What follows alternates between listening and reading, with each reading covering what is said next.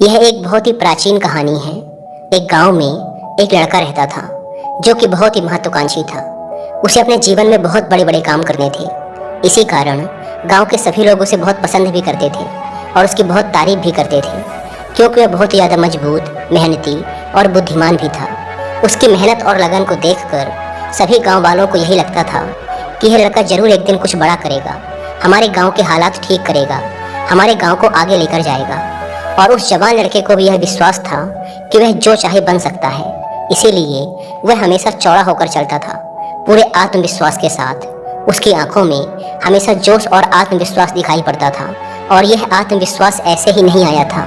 इस आत्मविश्वास के पीछे थी उसकी कड़ी मेहनत, क्योंकि वह घंटों घंटों तक तलवारबाजी सीखता रहता था, तलवारबाजी का कड़ा अभ्यास करता रहता था, जिसकी वजह से उसका शरीर बहुत ही मजबूत और शक्तिशाली बन चुका था। ऐसे ही कई बार जब वो तलवारबाजी करके घर वापस आ रहा होता था तो रास्ते में कई सारी लड़कियां उसे देखकर मुस्कुराती थी और बदले में वह भी उन्हें देखकर मुस्कुरा देता था। वह उनमें से एक लड़की को पसंद भी करता था, लेकिन फिर भी वह उन पर ज़्यादा ध्यान नहीं देता था। वह वापस से अपने घर आकर अपनी तलवार की धार को तेज करने में लग जाता और फिर उसे लेकर तलवारबाजी का अभ्यास करता। ऐसे ही वो रात में और भी ऐसे कई सारे काम करता जो उसे एक अच्छा तलवारबाज बनाने में उसकी मदद करते थे। अब यही उसका नियम बन चुका था। ऐसे ही एक अंधेरी रात को वह लालटेन जलाकर अपनी तलवार को तेज कर रहा था।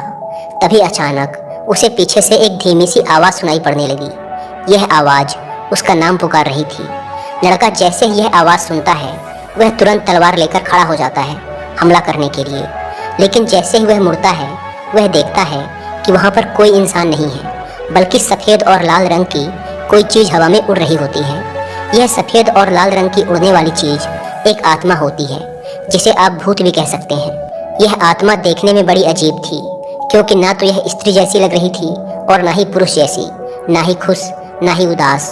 बड़े ही अजीब हाव भाव के साथ वह हवा में उड़ रही थी और उड़ते उड़ते ही वह बोलती है, मैं दिखाने वाली आत्मा हूँ। उस लड़के को यह बात समझ नहीं आती, लेकिन वह डरता भी नहीं है और तलवार उठाकर पूछता है, तुम कौन हो और तुम्हें क्या चाहिए? आत्मा कहती है, मुझे कुछ नहीं चाहिए, मैं बस तुम्हें अपनी ताकत दिखाना चाहती हूँ।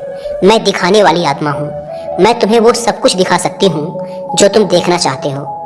आत्मा की यह बात सुनकर लड़के को थोड़ा आश्चर्य होता है, पर क्योंकि यह इतनी अजीब घटना घट रही थी इसीलिए उसने थोड़ा उत्साहित होकर आत्मा से पूछा, क्या तुम मुझे कुछ भी दिखा सकती हो? तो ठीक है, तो मुझे इस दुनिया की सबसे महंगी तलवार दिखाओ जो सोने और हीरे जवाहरातों से बनी है। यह सुनते ही वह आत्मा फूंक मारकर एक छोटा सा बादल बनाती है, जिसके अंदर उस लड़के को वह चमकदार तलवार दिखाई देने लगती है जो पूरी तरह से सोने से बनी थी और उस पर हीरे जवाहरात जड़े हुए थे, जिसे हाथ में लेकर एक योद्धा तलवारबाजी का अभ्यास कर रहा था। यह दृश्य थोड़ी देर तक रहता है और फिर गायब हो जाता है। लेकिन यह सब देखकर वह लड़का बहुत खुश हो जाता है और सोचता है, यह तो सच में बहुत ही मज़ेदार और काम की आत्मा है। उसके दिमाग में एक विचार और आता है जो किसी भी नौजवान लड़के के दिमाग में आमतौर पर आता है। वह मुस्कुराते हुए बोलता है, अब तुम एक काम करो, मुझे इस दुनिया की सबसे खूबसूरत लड़की दिखाओ। वह जैसे ही यह बोलता है उसके सामने फिर एक बादल बन जाता है, जिसके अंदर एक बहुत ही खूबसूरत लड़की प्रकट हो जाती है। इतनी खूबसूरत लड़की जितना उसने आज तक अपने सपने में भी नहीं सोचा होता है। उस लड़की के लंबे काले बाल होते हैं, बड़ी और गहरी नीली आंखें होती हैं, सुंदर सा चेहरा और एक बहुत ही आकर्षक सा शरीर होता है, जिसे देखकर वह जवान लड़का एकदम जम सा जाता है, या ये कहो कि उसकी आंखें फटी की फटी रह जाती हैं। वह अगले कुछ मिनटों तक उस लड़की को ही एकटक देखता रहता है। फिर अचानक वह तस्वीर और वह बादल उसकी आंखों के सामने से गायब हो जाते हैं, जिससे उस लड़के को बहुत बुरा महसूस होता है। थोड़ी देर बाद वह लड़का अपने होश में वापस आता है और उस आत्मा से कहता है कि तुम एक काम करो, अब मुझे इस दुनिया का सबसे ताकतवर योद्धा दिखाओ। यह सुनते ही वह आत्मा फिर से एक बादल बनाती है, जिस पर एक बहुत ही ताकतवर योद्धा की तस्वीर उभर कर आती है। वह योद्धा देखने में बहुत ही लंबा चौड़ा, शक्तिशाली और खतरनाक लग रहा था, जो कि एक एक करके सभी दूसरे योद्धाओं को मार रहा था। उस योद्धा की ताकत और तलवारबाजी को देखकर वह लड़का बहुत ही प्रभावित होता है और मन ही मन सोचता है कि एक दिन मैं भी इसी के जैसा योद्धा बनूंगा। अब ये सब चीज़ें देखने के बाद वह लड़का उस आत्मा से बोलता है, बस अब बहुत हो गया, मैंने बहुत सारी चीज़ें देख ली हैं, अब तुम यहाँ से जा सकती हो। ये बोलने के बाद लड़का वापस से अपनी तलवार की धार को तेज करने में लग जाता है और अपने काम में व्यस्त हो जाता है। वह आत्मा लड़के की बात का जवाब देते हुए बोलती है, ठीक है, अगर तुम्हें अभी कुछ और नहीं देखना तो अभी के लिए मैं तुम्हारे घर से जा रही हूँ, लेकिन अगर कभी तुम्हारा मन करे कुछ देखने का तो तुम अपने घर के पीछे वाले जंगल में आ जाना। मैं तुम्हें वहाँ वो सारी चीजें दिखा दूंगी जो तुम देखना चाहोगे। आत्मा की इस बात पर वह जवान लड़का कुछ खास ध्यान नहीं देता और अपनी तलवार को तेज करने के काम में लगा रहता है। अब जैसे जैसे हफ्ते गुजरते हैं, बीच बीच में उस लड़के को उन सभी चीज़ों की याद आती है जो उसने देखा होता है। इसीलिए कई बार वह लड़का अपने घर के पीछे वाले जंगल में जाता है, उस आत्मा को देखता है और वापस घर आ जाता है। लेकिन एक दिन तलवारबाजी के अभ्यास के बाद जब वह लड़का बहुत थका हुआ होता है तो सोचता है कि चलो आज देख ही लेता हूँ। वह उस आत्मा के पास जाता है और अपनी तरह तरह की इच्छाएं बताना शुरू कर देता है। वह कभी दुनिया की सबसे खूबसूरत जगहों को देखता है, अलग अलग मौसम को देखता है, उसके कुछ दोस्त जो अब उसके साथ नहीं हैं उनको देखता है, और यहाँ तक कि कई बार कई सारी खूबसूरत लड़कियों को देखता है अलग अलग चीज़ों में। इस तरीके से हफ्ते महीनों बदल जाते हैं और कुछ ही महीनों बाद इस लड़के में बदलाव आने लगता है। जहाँ पहले ये लड़का घंटों घंटों तक तलवारबाजी का अभ्यास करता था, अब वह रोज 1 घंटा पहले ही घर वापस आने लगा था। कुछ दिनों बाद उसने उस आत्मा को भी अपने घर में ही बुला लिया था, जिसके बाद से वो आराम से जब चाहे और जितना चाहे चीज़ों को देख सकता था। पहले ये चीज़ें 1 घंटे पहले हुई, फिर धीरे धीरे वो लड़का इतना आराम पसंद हो गया कि वह 2 घंटे पहले आने लगा, फिर 3 घंटे। वो कई बार जल्दी घर आकर आत्मा से बोलता, मुझे दिखाओ कि अच्छे योद्धा कैसे लड़ते हैं, और फिर धीरे धीरे यह उसकी आदत बन गई।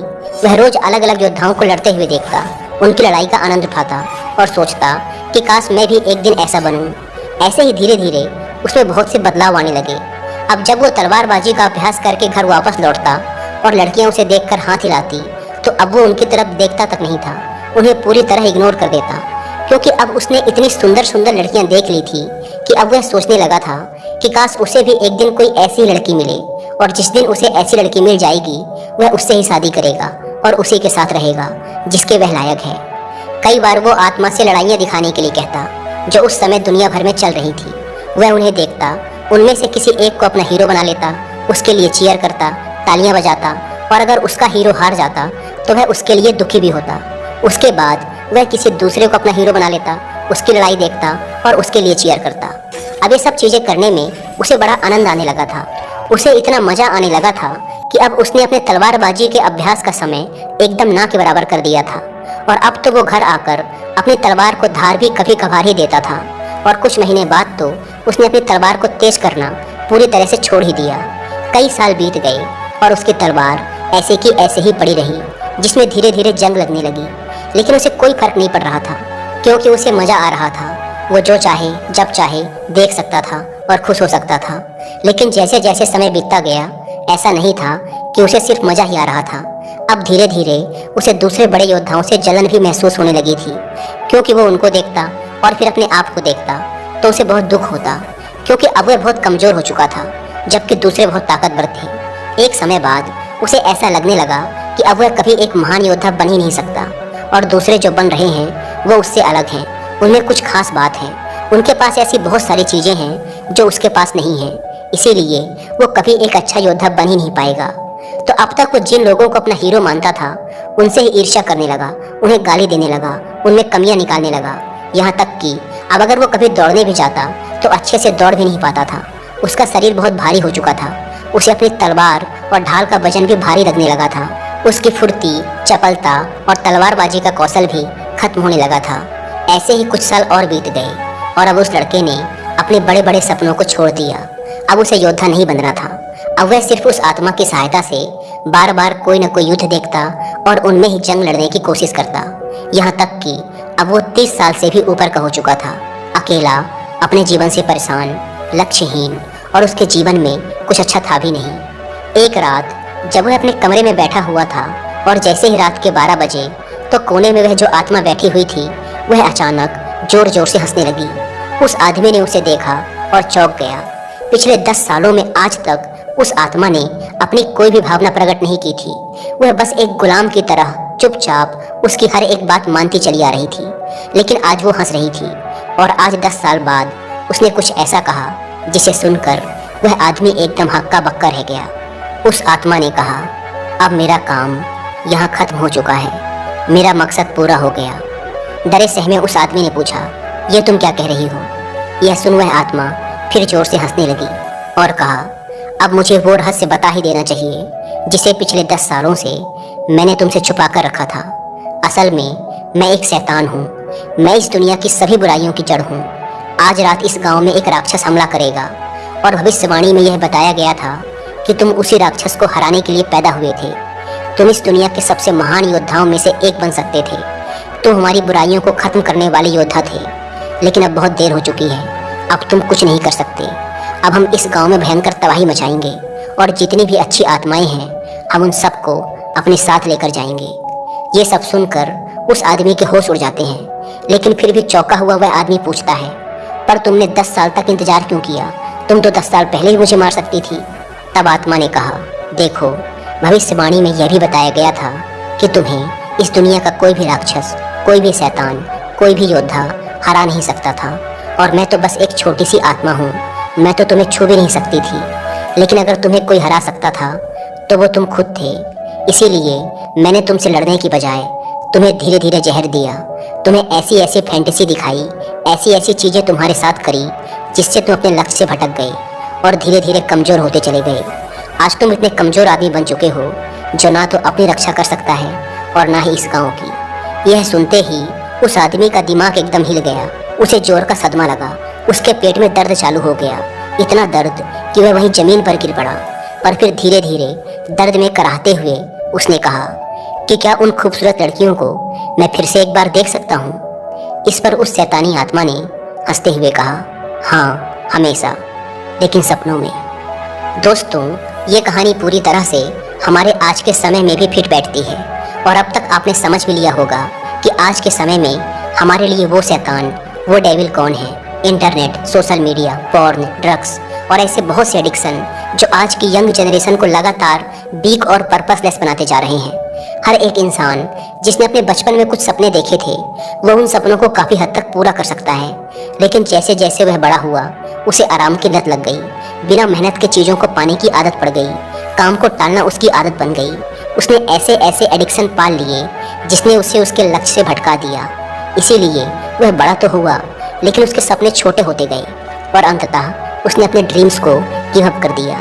आज के समय में इंसान का जीवन इतना आसान हो गया है जितना पहले कभी नहीं था। आज वह इंटरनेट के थ्रू जो चाहे जब चाहे देख सकता है और खुश हो सकता है, उसे इसके लिए कोई मेहनत नहीं करनी पड़ती। आजकल डेली नीड्स की चीज़ें भी बहुत ही आसानी से उपलब्ध हैं, जिसके लिए पहले इंसान को काफ़ी शारीरिक मेहनत करनी पड़ती थी। आज का मैन जो वो बनना चाहता है उस काम को और उसके रिजल्ट को इंटरनेट पर बड़ी ही आसानी से देख सकता है और खुश हो सकता है, जिससे उसके दिमाग को सस्ता डोपामिन मिल जाता है। अब क्योंकि दिमाग को उस रिजल्ट का डोपामिन मिल चुका है, इसीलिए वो उस इंसान को उस रिजल्ट को रियल लाइफ में हासिल करने के लिए पुश नहीं करता। इसके बजाय वो और सस्ते डोपामिन की तलाश में इंसान को ऐसे ही और चैलेंजेस को इंटरनेट पर देखने और उसके लिए खुशी मनाने के लिए मोटिवेट करता रहता है, जिससे इंसान इस फेक हैप्पीनेस हार्मोन का आदी हो जाता है और रियल लाइफ में चैलेंजेस को फेस करने से भागने लगता है, जिससे आज के मैन का testosterone level, muscularity and toughness लगातार नीचे गिर रहे हैं, जिससे वो लगातार वीक और पर्पसलेस बनता जा रहा है। इसीलिए ये जरूरी है कि हम अपनी इस फेक और वर्चुअल दुनिया से बाहर आकर रियल लाइफ में चैलेंजेस लें और उन्हें पूरा करें। लेकिन इसमें सबसे ज़रूरी चीज़ है फोकस।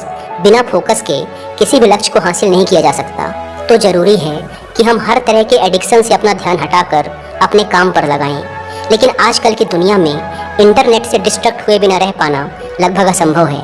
इसीलिए जितना हो सके खुद को हर तरह के डिस्ट्रैक्शन से दूर रखकर अपने लक्ष्य पर फोकस करने का प्रयास करो, क्योंकि डिस्ट्रैक्शन हमारे सपनों को बस सपना बनाकर छोड़ देता है।